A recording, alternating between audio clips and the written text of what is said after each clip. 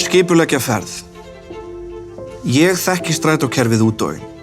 Komutíma, brottfaratíma og stoppistöðvar. Spurðu mig bara. Þess vegna ég að kenna þér. Ég þarf samt að skipuleggja ferðina mínar og það ger ég á 2 stöðum. Þú getur bæði skipulagt ferð í Klapp-appinu eða á strætó.is. Nú ætla ég að nota Klappið.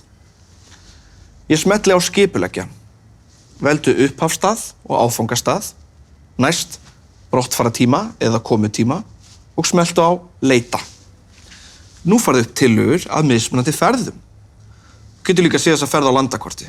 Eða, ef þú vilt deila ferðatillögu, getur þú afritað slóðina henni hér og sendt áfram. Ég sendi þetta á son minn, hann Lilla Villa. En Vilhelm, hvaða rauði þrýrningur þetta? Þarf ég að hafa áhyggjur? Nei, alls engar áhyggjur.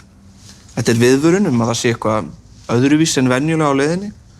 Til dæmis lokaða biðstöðvar vegna vegaframkvæmda eða viðburða.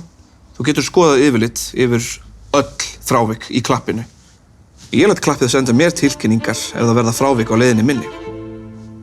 Ég búinn að taka strætó alla ævi og daginn náði ég næsta stigi strætómeistarans. Ég fór að skilja tímatöflur. Og nú ætlar þú að skilja þær líka.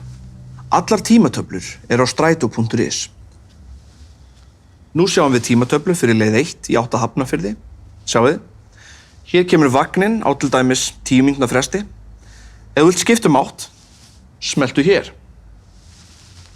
Svona. Nú erum við að horfa á leið 1 sem í átt að Hlemmi. Þetta svolítið mikið af upplýsingum, sérstaklega þegar maður í síma.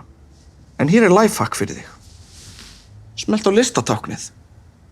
Síðan velur þú biðstöðina. Ég ætla að velja Háskóli Íslands. Þið sjáu hér að það birtast allir áætlaðir brottfaratímar frá Háskóli Íslands í átt að Hafnarfirði. Það líka til önnur leið sem mjög sniðug. Fylgstu með í næsta kafla af strætómeisturum með Vilhelm Netto.